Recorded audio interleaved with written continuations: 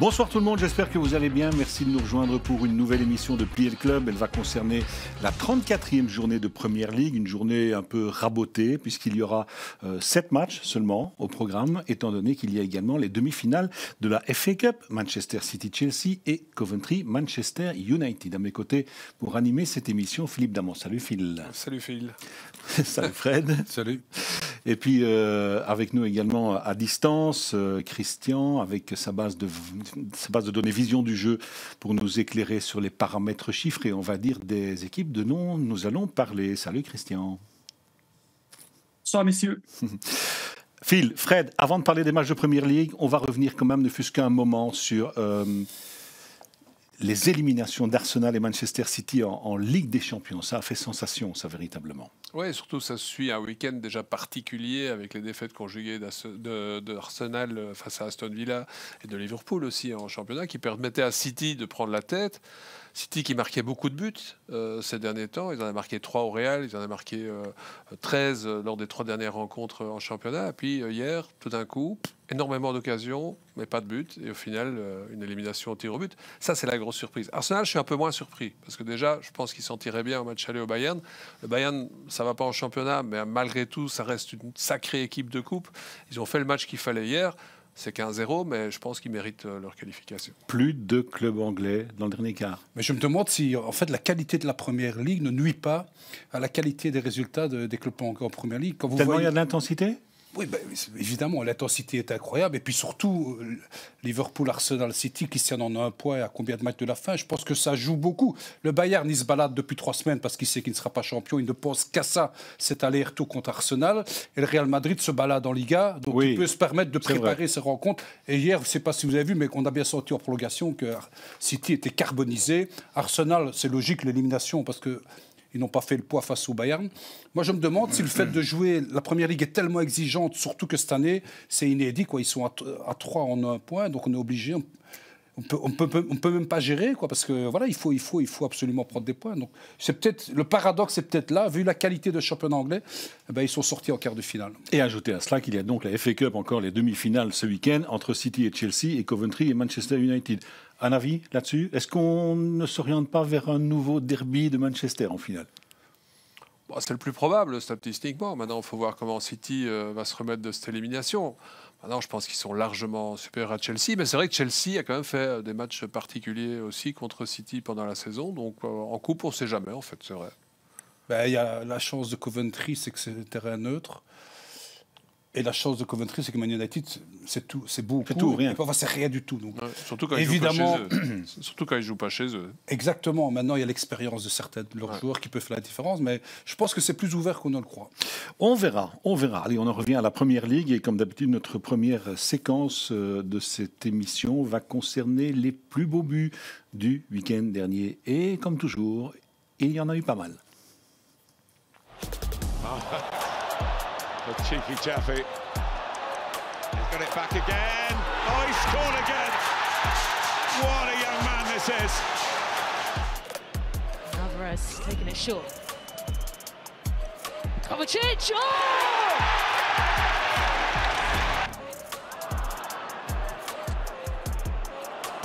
Watkins, Smith Rowe trying to get back goal side. It's Ollie Watkins. It is 2. Gordon getting the better of Udogi, sliding it through to Isak. It's Isak for Newcastle!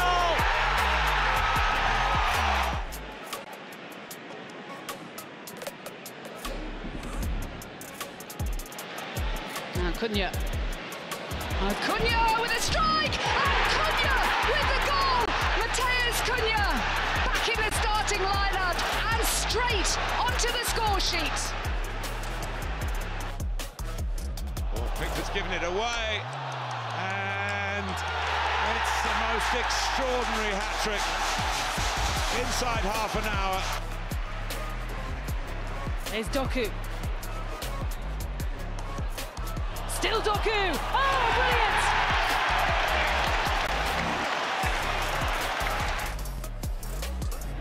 Guardiola! It's Cucurella. And the shot from Jackson. It's 4. Parmi tous ces buts, on va quand même pointer le nouvel exploit de Cole Palmer avec Chelsea. 4 buts lors de la victoire lundi face à Everton. Il est incroyable. Il en est à 20 buts. Il a rejoint Haaland en tête du classement des buteurs, Fred. Il est dans un environnement propice. À City, il était barré par, entre guillemets, plus expérimenté et peut-être plus fort au départ. Et là, c'est un grand classique. Vous venez d'un grand club où vous savez que vous êtes bon. Vous avez côtoyé pendant 2-3 ans un entraîneur de génie avec des joueurs fabuleux.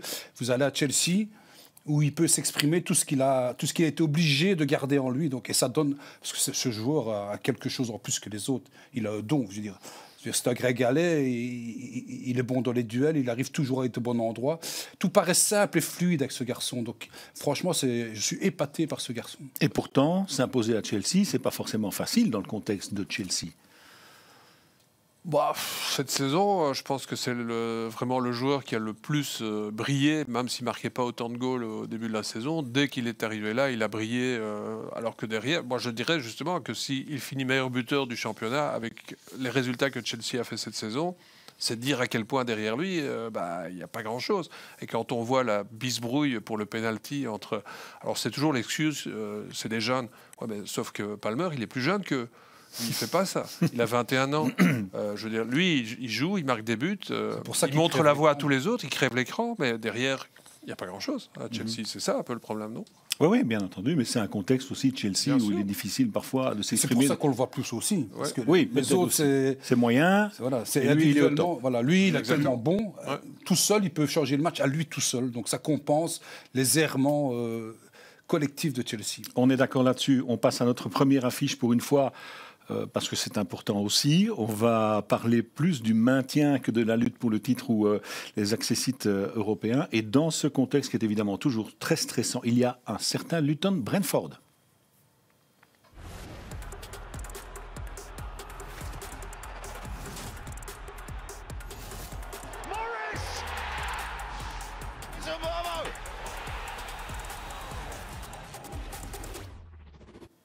Luton contre Brentford, ce sera samedi à 16h. Luton est 17e et donc en position de relégable. Brentford est 15e avec 7 points de plus. La pression, évidemment, est sur Luton. Équipe promue. En début de saison, tout le monde, ou presque, s'accordait pour dire cette équipe va faire l'ascenseur. Bon, ils sont en position de relégable, mais le sauvetage n'est pas utopique, finalement. Non, parmi les montants, c'est l'équipe qui a le plus de chances de s'en tirer, à la fois parce qu'elle montre sur le terrain, et par la position, le nombre de points qu'elle a su gagner. C'est vrai qu'en début de saison, personne ne mettait un copec, comme on disait dans le temps, sur leur chance de se maintenir. Je pense que même eux se disaient on va passer une saison en Première Ligue, on va prendre l'argent, on va pouvoir construire encore pour la saison suivante en Championship. Là, ils pensent différemment, évidemment, puisqu'ils ont fait plaisir aux gens en jouant au football et en essayant des choses. Ils ont pris parfois des buts alors qu'ils étaient un peu trop naïfs, peut-être, dans la générosité. Mais je préfère une équipe qui a tenté de jouer comme ça que d'autres qui vont jouer dans le rectangle pendant toute la saison et finalement ne pas s'en sortir. Donc bravo à eux et j'espère que pour eux qu'ils vont arriver au bout. On a retiré quand même des points à Everton et à Nottingham aussi, Fred. Oui, bien sûr, mais je pense que Luton, ils ont décidé de se sauver par eux-mêmes. Ils n'ont pas tellement... C'est pas de leur faute, de un. Bien et sûr. de deux, moi j'ai envie de vous dire, s'ils n'avaient pas eu autant de blessés, leur buteur, Ogbene, blessé. Ils ont 11 blessés actuellement. Blessé. Adebayor, le buteur, Ogbene, un des joueurs les plus rapides. Voilà. On sait que c'est une équipe qui passe par les flancs, l'équipe qui sort le plus. Ils ont eu des problèmes, mais ils n'ont jamais dérogé une seule fois à leur principe. Et c'est un vent de fraîcheur dans cette Première Ligue. Bon, ils perdent les 4 premiers matchs. C'est normal que tout le monde dise qu'ils n'ont rien à faire en Première Ligue. Sauf que vous venez de Championship. Vous n'avez aucun passé en Championship. C'est pas la même chose, à Championship, ça va 3 fois plus vite en Première Ligue, donc il fallait le temps qu'ils s'adaptent. Je pense que leur entraîneur a eu l'intelligence de comprendre ce qu'il fallait adapter. Et donc voilà, on a vraiment envie qu'une équipe montante pour se maintenir veut marquer plus de buts que l'adversaire et non pas en encaisser un de moins. On a vraiment envie qu'elle reste parmi cette Première Ligue. Une victoire seulement sur les 12 derniers matchs pour Luton, c'était le 6 avril 2-1 contre Bournemouth. Une défaite 5-1 à Manchester City le week-end dernier. Mais Christian, on revient vers vous. Une particularité, cette équipe marque quand même beaucoup dans le dernier quart d'heure et le temps additionnel. Oui, c'est un peu la différence avec les autres concurrents pour cette relégation. Je voulais ajouter juste un truc par rapport à ce que Fred disait. C'est une équipe qui passe beaucoup par les flancs et c'est des gens qui jouent beaucoup de duels dans le rectangle. Mais ils ont respecté cette saison 3 paramètres qui fonctionnent en revenant de Championship et quand on est un promu. C'est de marquer sur phase arrêtée. Ils en ont marqué beaucoup, je crois 17 avec penalty compris. Ils marquent de la tête, ils ont 13 buts cette saison et ils marquent surtout beaucoup dans le dernier quart d'heure. Et ça veut dire en fait que c'est une équipe qui ne lâche rien. On le voit sur le tableau ici. Alors, en 16e et 15e, c'est Brentford et Everton qui sont à 10. Mais regardez les autres. Nottingham Forest, c'est seulement 7 buts. Burnley, 6. Sheffield, 6. Eux, avec leurs 18 buts, c'est 3 fois plus que les autres relégables pour le moment. Donc, ça veut dire que ça leur permet en fait de rester dans la course. Pourquoi ? Parce qu'en fait, ils ont cette mentalité de championship où on lâche rien, où on marque beaucoup de buts aussi au-delà de la 90e. Et en plus, avec la nouvelle réglementation et le nombre de minutes augmentées dans ce temps additionnel, ils profitent de continuer de se battre sur tous les ballons. Et c'est peut-être ça, la clé qui va les aider à rester dans cette première ligue, même si on sait que c'est quand même dû à des circonstances particulières avec le retrait des points, sinon il y a longtemps qu'ils seraient déjà aussi relégués. Mais voilà, ce sont beaucoup de mérites et c'est très chouette de les voir cette saison. Comme le dit Christian, ça veut dire qu'il y a un bon état d'esprit, il y a une bonne mentalité, on se bat jusqu'au bout. Physiquement, c'est intéressant aussi. Oui, et puis ils ont fait un très bon match contre Man City, un très bon match contre Arsenal, un très bon match contre Manchester United et un très bon match contre Liverpool. Je crois qu'ils n'ont réussi qu'un seul match nul, c'est contre Liverpool. Les 3 autres, ils les ont perdus, mais dans les derniers instants et en marquant 2 fois 3-4, je pense. Donc ils ont vraiment impressionné. Maintenant, c'est peut-être ça qui va les piéger. C'est comme ce match qu'ils jouent à domicile contre Bournemouth, en déplacement contre Bournemouth, où ils mènent 0-3. Oui. Et puis ils finissent par perdre 4-3. Ça peut coûter très très cher au décompte final, même s'ils ont rendu l'appareil dans leur seule victoire, justement, face à Bournemouth. C'est leur football. Oui, ils doivent souvent courir après. Voilà, parce qu'ils sont. C'est pas par hasard que Kaminski, c'est le gardien de Première Ligue qui a dû faire le plus d'arrêts. C'est l'équipe qui laisse le plus cadrer contre elle. Voilà, c'est inhérent à leur truc. Mais c'est vrai que.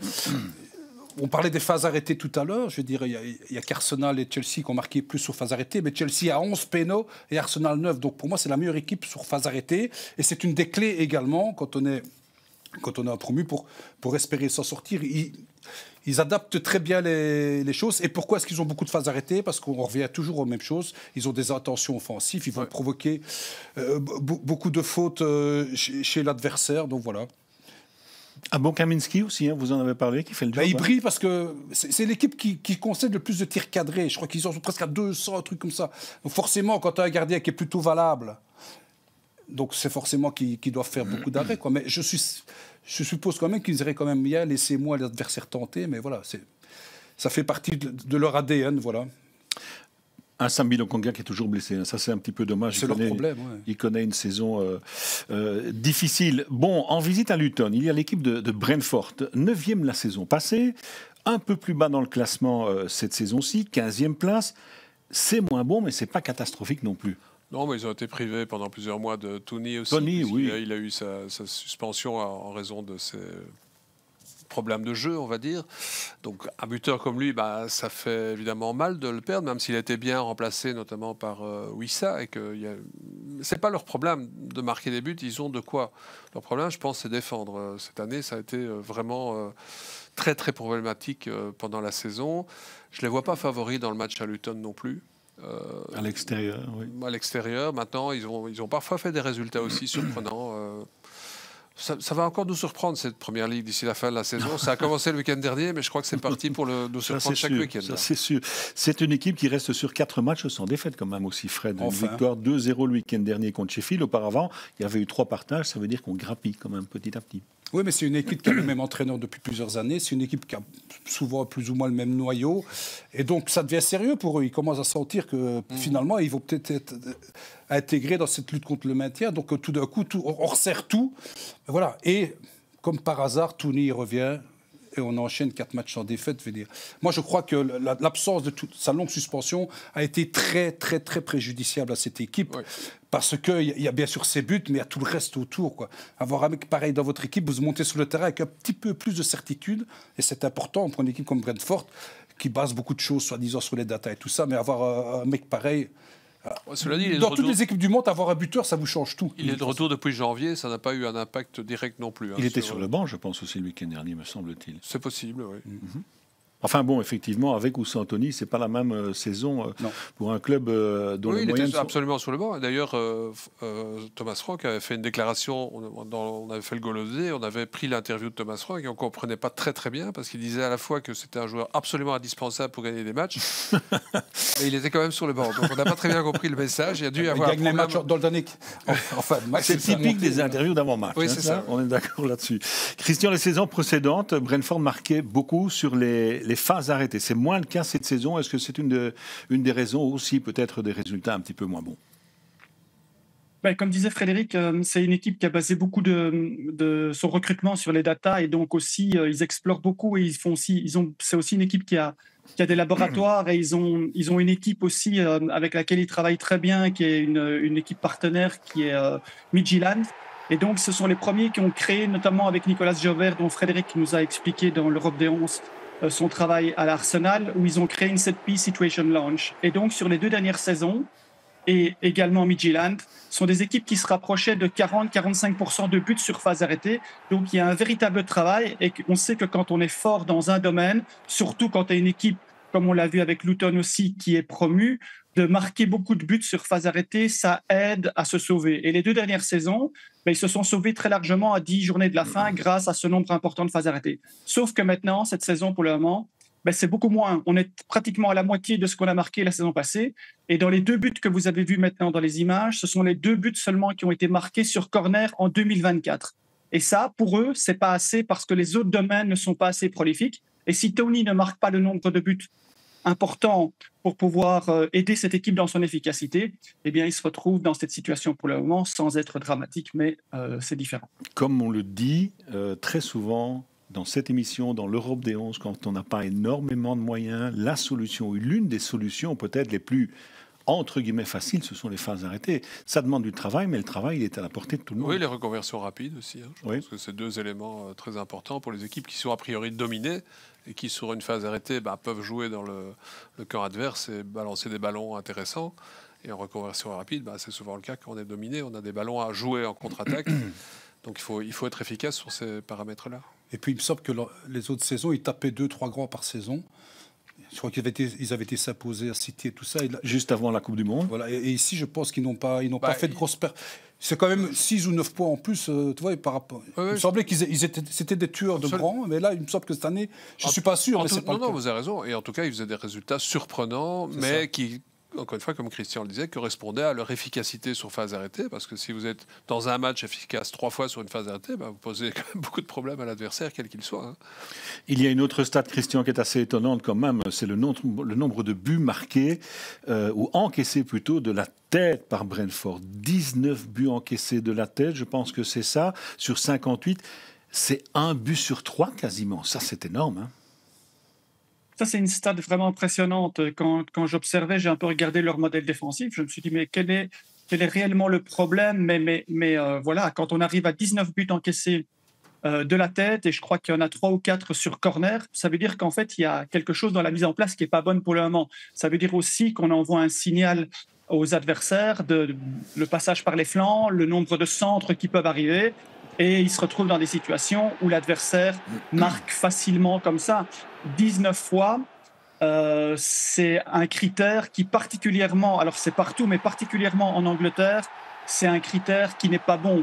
C'est un critère qui est important parce qu'il y a beaucoup de duels et on laisse aussi beaucoup plus les duels aériens et on laisse les joueurs un peu se bousculer, que ce soit sur phase arrêtée ou que ce soit dans des ballons venant des flancs. Mais là, ils sont beaucoup trop faibles et c'est aussi une des raisons de cette saison qui est un peu moins bonne que les saisons précédentes. On ne sait pas sauter du côté de Brentford. Est-ce que c'est aussi simple que ça? Et c'est chaque fois dans la même zone, vous avez vu, entre le poids de pénalty et le gardien, le petit rectangle. À mon avis, il y a du scouting, on a appris à les connaître du côté des adversaires. Parce que j'ai vraiment l'impression que le ballon arrive chaque fois au même endroit. Ouais, puis je crois il y en a d'autres aussi, on n'a pas tout mis forcément. Il y a eu beaucoup de changements dans la défense centrale où je sais pas, je pense qu'il a jamais trouvé. Chaque fois que j'ai fait un match de Brentford, c'était pas la même organisation. Je crois qu'il a vraiment eu du mal à trouver cette année. Alors est-ce que c'est dû à des blessures, des méformes, c'est difficile à dire comme ça. mais c'est moins efficace. Défensivement, c'est vraiment moins efficace. D'accord. Allez, on verra ce que ça va donner, ce duel entre les Hatters et les Bees. Mais il y a aussi un autre match, évidemment, qui est très très important pour le maintien ce week-end. Everton face à Nottingham.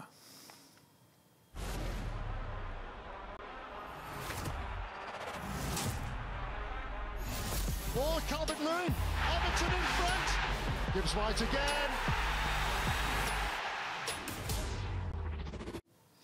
Everton, Nottingham Forest, dimanche à 14h30. C'est le match des punis, en fait. Moins 8 pour Everton et moins 4 pour Forest. Sans cela, Everton serait quasiment sauvé. Et Nottingham un petit peu moins en danger. Inévitablement. T'as qu'à respecter le règlement. Oui, c'est déjà. Le problème, c'est, à mon avis, il y en a d'autres. Et qu'est-ce qu'on attend pour punir les autres, surtout ceux qui sont au-dessous du classement Je veux dire, maintenant, je sais pas, Everton, ils n'ont pas de bol, quoi. On a l'impression que quand 7-7-7 va quelque part, c'est la merde, quoi. Ouais. Parce que partout où ils vont, il n'y a rien qui va, quoi. Tu vois, c'est contagieux aussi, la Scoumoun ou quoi. Mais voilà, maintenant, ils ont les moyens. Enfin, un club comme Everton, emblématique, historique, tout ça, ils ont les joueurs quand même pour ne pas se retrouver dans cette situation. Moi, je crois que cette année, j'ai l'impression que les limites de ce football de Sean Dyche, qui est pif, paf, pouf, les deuxièmes ballons, à un moment donné, ça ne te suffit plus, j'ai l'impression. Maintenant, c'est pas évident pour l'entraîneur, pour les joueurs, de subir une déduction de points, une deuxième. Voilà. C'est pas évident, c'est compliqué, on peut se mettre à leur place. Mais à un moment donné, quand c'est tout le temps le même football, à un moment donné, quand tu as ton buteur Calvert-Lewin, qui au lieu de mettre 10 buts par saison, en a 2, je crois, qui vient de mettre récemment. Voilà, exactement, sur penalty, et le but là qu'on vient de voir, complètement foireux. Voilà, il n'y a pas de secret. Voilà. Après, c'est une victoire en 15 matchs. C'est quand même dramatique. Et la victoire, c'est contre Burnley 1-0 dans ce match où il y a ce dégagement, où il ne s'est absolument rien passé. Donc, Everton ne produit rien sur le plan offensif. En fait, Everton, cette saison, est la preuve que bien défendre ne suffit pas. Parce que défensivement, je crois qu'ils sont 4e défense ou un truc. Donc offensivement, c'est offensivement que c'est complètement foireux. Ils sont 16e, les Toffees, avec 2 points de plus que le premier relégable, mais avec un match de retard. C'est important malgré tout à signaler. Une défaite 6-0 à Chelsea lundi dernier. Auparavant, il y avait une victoire 1-0 qui était importante face à Burnley. On l'a dit, c'est pas l'équipe la plus académique de la Première Ligue. Ce qui est intéressant à observer, Christian, c'est le calendrier d'Everton. C'est souvent contre des équipes qui sont un petit peu en ballottage aussi dans cette Première Ligue. Et 4 des 6 derniers matchs, ça va se jouer contre les concurrents directs. Donc, ils vont recevoir 3 fois à domicile Brentford, Nottingham Forest et Sheffield. Et puis, ils vont à Luton en déplacement. Donc, ça va être le moment de vérité. Alors, je voulais montrer à travers cette infographie. Alors, j'ai mis Brentford comme concurrent.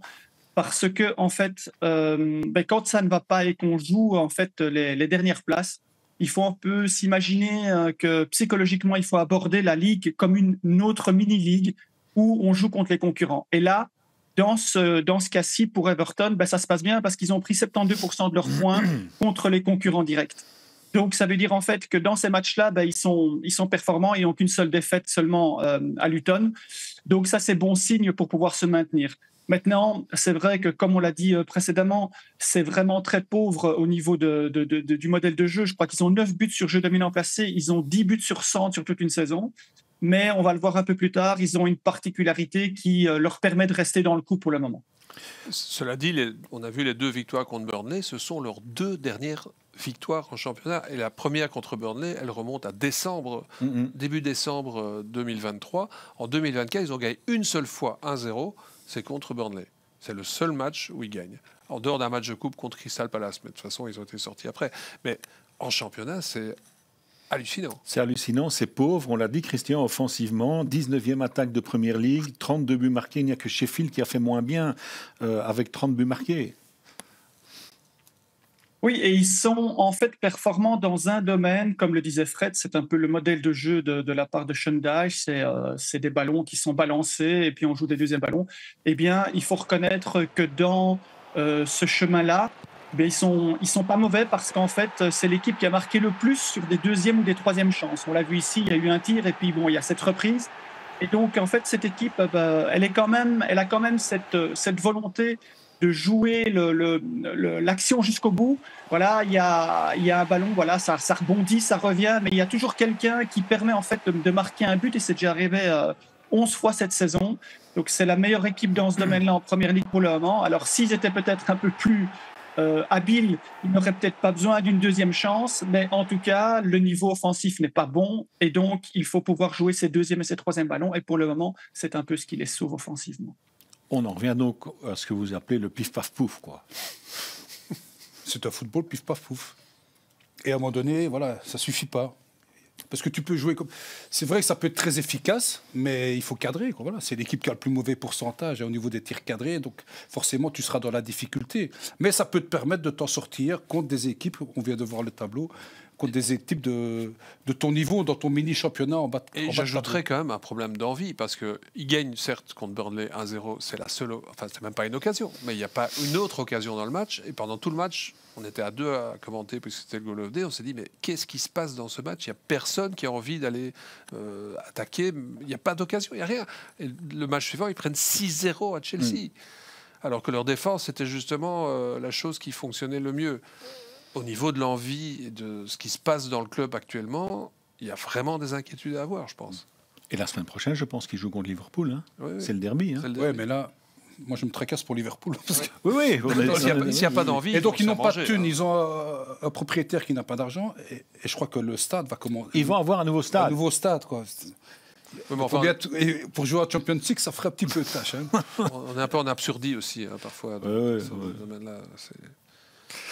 Ok, allez, en déplacement à Goodison Park dimanche, il y aura donc Nottingham Forest. C'est une équipe qui est sur le fil du rasoir, 17e, un petit point de plus que le premier relégable, c'est-à-dire Luton. Un point de moins qu'Everton. C'est vraiment le match qu'il faut gagner. Équipe qui, je vais dire, dernièrement ne gagne pas beaucoup, mais ne perd pas non plus beaucoup. Une victoire, une défaite, 3 partages sur les 5 derniers matchs. Donc là aussi, on grappille. Oui, c'est pas tout à fait catastrophique de leur côté. On a l'impression qu'il y a quand même un petit peu plus de jeu, mais c'est peut-être juste qu'une impression. Mais ça va être un match clé. Hein. Si Everton le perd effectivement à domicile face à Nottingham, moi je ne sais pas comment les Toffees vont s'en sortir d'ici à la fin de la saison, hein, parce que là on est carrément dans le désastre absolu. Et Nottingham a peut-être quelques éléments en plus pour. Ils ont Chris Wood. Oui. On en parlait. On va y venir. Oui. Alors, non, pas tout de suite. Allez-y. Moi, ce allez-y. jour m'a toujours épaté, mais on en revient au même point. Si tu as de l'ambition, soit de te sauver d'être champion, tu as besoin de buteur. Tu as besoin d'un mec en réussite, qui n'est pas meilleur que 2 semaines avant, mais il va avoir le petit brin de chance. Voilà. Et pour l'instant, depuis que Nuno Espirito Santo est venu, je trouve que Chris Wood, il est vraiment formidable. Il y a Chris Wood, Christian, mais il y a aussi Gibbs White, par exemple, au niveau des face-à-face. Les face-à-face, les buts de la tête, c'est plutôt dans ce genre de domaine-là que les joueurs de Nottingham excellent, entre guillemets. Oui, et il y a quand même une armada offensive qui est intéressante, parce qu'il y a quand même Origi, il y a quand même Maouli qui a marqué énormément de buts en début de saison, justement sur des reconversions rapides. Il y a Morgan Gibbs-White maintenant qui marque sur des face-à-face. Il y a Chris Wood de la tête. Donc il y a quand même en fait un potentiel offensif. Alors on sait que Espirito Santo n'est pas l'entraîneur le plus offensif et celui qui a réussi à mettre en place un système offensif qui est basé sur le jeu dominant et sur le passage par les flancs. C'est plutôt des reconversions rapides et ça va vite. Alors il y a des joueurs qui s'expriment bien dans ce domaine-là, mais c'est quand même étonnant en ayant des attaquants de cet acabit-là d'être aussi mal offensivement. Et c'est aussi dû parce qu'eux ne respectent pas justement ce qu'on disait précédemment par rapport aux phases arrêtées. Ils n'ont marqué que 4 buts sur phase arrêtée sur toute la saison, en ayant quand même Chris Wood qui est un joueur de tête exceptionnel. Et aussi, ils en ont encaissé, je crois, 12 corners, plus 5 coups francs indirects. Donc, c'est beaucoup trop dans ces domaines-là. Et c'est, comme disait Fred, on peut prendre 3 points, 6 points, 9 points grâce à des phases arrêtées. Mais là, eux ne les prennent pas et ils encaissent beaucoup dans ces domaines-là. Vous parliez d'Awoni, il faut rappeler qu'il est quand même blessé aussi depuis pas mal de semaines, hein, et on connaît son impact. Et alors on peut ajouter un petit paradoxe supplémentaire, c'est que cette saison, leur victoire, c'est contre Aston Villa, Newcastle, Manchester United et West Ham. Quand même, parfois, la Première Ligue est surprenante. Hein. C'est la preuve qu'il y a de la qualité dans cette équipe. Et il y a beaucoup de face-à-face parce que c'est une équipe de contre. C'est une grande logique. Et ils ont des joueurs offensifs de grande qualité technique. Et surtout, même si Gibbs White n'est pas très vieux, il a beaucoup de vécu. Et la lucidité, comme ça, en fait, reconversion, c'est une grande qualité. Et là, ils l'ont du côté de Forest. Et puis, vous parliez de Chris Wood. On va y revenir aussi avec Christian. 12 buts, c'est quand même un fameux total dans cette équipe de Nottingham. Hein. Oui, mais pendant longtemps, il a tenu Burnley tout seul pendant des saisons, que ce soit en Championship et même quand ils sont remontés en Premier League. Là, maintenant, on sait qu'il est très performant. C'est un des meilleurs joueurs de la tête du championnat. Et là, regardez, sur les derniers matchs, il a marqué énormément de buts. Il a cette qualité. Et on sait, comme je le disais précédemment, en Angleterre, marquer de la tête, c'est une catégorie qu'il faut respecter et qui vous donne beaucoup de points. Et là, donc, ça permet, voilà, comme disait Fred aussi, c'est une équipe de cons, c'est une équipe qui marque des buts en face à face. Mais quand on a un joueur qui est fort comme ça de la tête, on peut se permettre aussi de faire un jeu dominant placé. On peut se positionner dans les 16, 20, 25 derniers mètres et ajuster des ballons comme celui-ci parce qu'on a quelqu'un de qualité qui va pouvoir vous marquer un nombre important de buts. Alors Chris Wood qui marque 12 buts dans une équipe qui est une équipe de contre, c'est quand même un atout intéressant et c'est quand même une option supplémentaire dans une équipe qui ne va pas bien. Pour moi, depuis que Giroud a quitté la Première Ligue, c'est le meilleur joueur de tête offensif de cette Première Ligue. Pour moi, il n'y a pas photo, il est phénoménal. Quelle que soit sa position du corps, il cadre. Il a un truc... Quand on voit Chris Wood, il ne faut même pas regarder peut-être le maillot ou l'endroit où on joue. On se dit on est en Angleterre. Oui. Pourtant, il n'est pas anglais. Oui, voilà. Mais il s'est très bien fait. Et il y a longtemps qu'il est là aussi. C'est vrai. Ce qui est dommage, c'est qu'Origi, on ne le voit pas beaucoup. Hein, et il n'a toujours pas marqué. Non, il ne rentre pas dans les papiers de son entraîneur pour l'instant.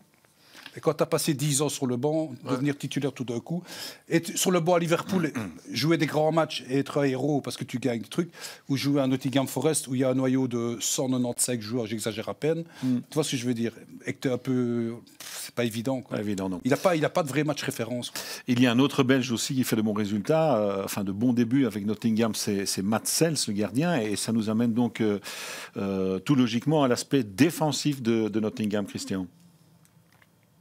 Oui, il n'était pas là depuis le début, donc on ne peut pas lui imputer tous les problèmes de buts encaissés sur phase arrêtée. Mais cette équipe a vraiment un gros problème défensif dans ce domaine-là. Et là, voilà, c'est chaque fois qu'on encaisse un but sur phase arrêtée, il faut en marquer 2 pour gagner. Donc, quand on en encaisse 12, je crois, sur corner, plus 5 sur coup franc indirect, imaginez 17 buts, 18 buts encaissés déjà rien que dans un domaine, le nombre de buts et le nombre d'efforts offensifs qu'il faut faire pour pouvoir compenser ça. Et là, voilà, c'est à l'image de ce qu'on a vu aussi un peu avec Brentford. Une équipe qui encaisse dans le jeu aérien, que ce soit sur des centres ou que ce soit sur des phases arrêtées, c'est une équipe qui ne sait pas jouer ni le milieu de classement, ni le haut. C'est une équipe qui va se battre pour la relégation. Et qui se fait bousculer régulièrement. C'est quoi? C'est une question de concentration, d'impact, d'implication, Fred? Les phases arrêtées, c'est ce qu'on dit. C'est de l'envie, de la concentration et un peu aussi les consignes.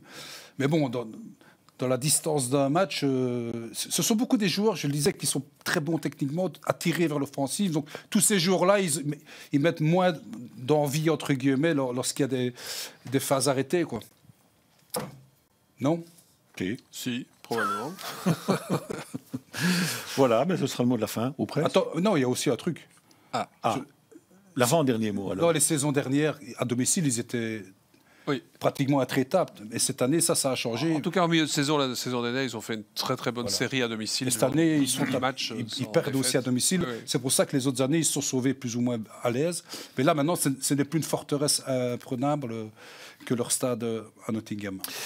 Et donc, ce match entre Everton et Nottingham Forest, on est tous d'accord là-dessus, risque d'avoir un gros impact sur la fin de saison des équipes concernées par la relégation. On arrive donc, comme je le disais tout doucement, à la fin de cette émission. Et c'est donc le moment de passer en revue toutes les rencontres de Première Ligue qui seront au programme ce week-end. Luton-Brentford, on en a parlé. Sheffield-Burnley, autre match évidemment qui concerne le maintien. Mais bon, pour ces deux équipes-là, c'est quand même extrêmement compliqué. Wolverhampton-Arsenal, on va voir comment les Gunners vont réagir. C'est pas facile comme déplacement. Non. Wolverhampton, tueur de grand justement cette saison. Everton-Nottingham, Aston Villa-Bournemouth, Aston Villa 4e du classement et Fulham-Liverpool. Là aussi, on va voir comment les Reds Fulham qui avait fait réagir. un super match au match aller contre Liverpool. Ils sont battus 4-3, mais avec des buts qui tombent en toute fin de rencontre. Très bonne aussi. équipe. Donc, danger. Et puis, on rappelle aussi que dès mardi prochain, il y aura quand même encore d'autres rencontres de Première Ligue qui seront programmées mardi, mercredi, jeudi et mercredi, un spécial Goals of the Day. Absolument. Aussi. Avec vous, je pense. Non, c'est pas avec vous? Si, je crois. Oui. On vérifiera. Ce serait bien de le savoir. Moi, j'y suis, c'est sûr. Oui, je serai là. Serai là. Ok, merci Philippe, merci Fred, merci à Christian, évidemment, pour toutes vos informations. On rappelle l'application Discord pour rejoindre Christian et sa base de données à l'occasion des matchs de la Première Ligue. Prochain rendez-vous pour vous avec Discord, Christian, c'est? Et comme il n'y a pas de gros matchs ce week-end, je pense que je vais venir sur Fulham-Liverpool. C'est samedi en fin d'après-midi, c'est ça? C'est dimanche. Et, dimanche en fin d'après-midi. Dimanche. Sinon, je rejoindrai évidemment les abonnés dans la midweek la semaine prochaine pour les matchs importants. Eh bien voilà, le rendez-vous est pris. On rappelle aussi à tous nos abonnés qu'ils peuvent toujours nous rejoindre sur les différents réseaux sociaux. N'hésitez pas, si ce n'est pas encore le cas. Merci de votre fidélité. Merci à toutes et tous. Passez un bon week-end foot sur nos antennes et à très bientôt. Bye bye. Le sprint de fin de saison s'intensifie en Première Ligue. Samedi dès 15h55, faites le choix entre Luton Town Brentford sur vous Sport World 1 ou Sheffield United face à Burnley sur vous Sport World 2. Et à partir de 20h25, suivez le déplacement d'Arsenal à Wolverhampton. Ensuite, dimanche à 14h25, retrouvez Everton qui accueille Nottingham Forest sur vous Sport World 1. Puis à partir de 15h55, vivez la réception de Bournemouth à Aston Villa sur vous Sport World 2. Et enfin, dès 17h25, le duel entre Fulham et Liverpool. Excellent week-end de Première Ligue sur vous Sport World, sans oublier l'immanquable Europe des 11 du lundi à 18h.